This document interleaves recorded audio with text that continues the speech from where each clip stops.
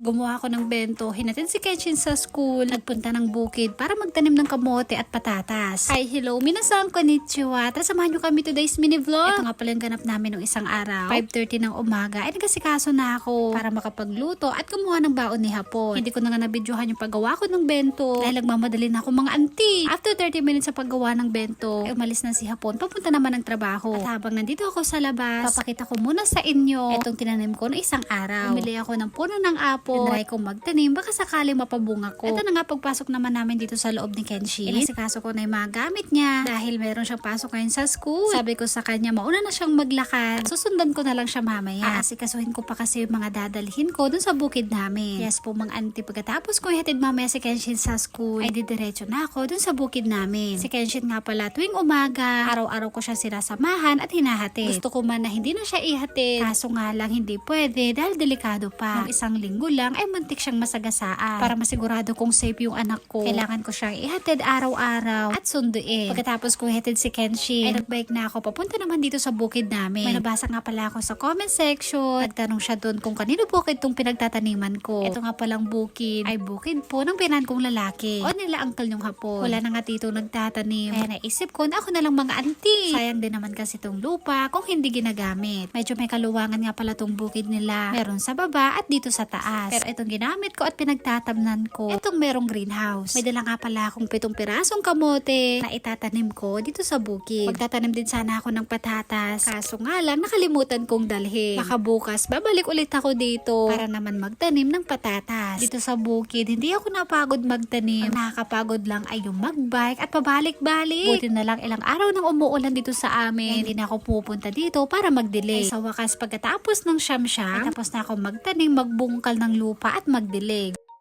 Natapos din tayo.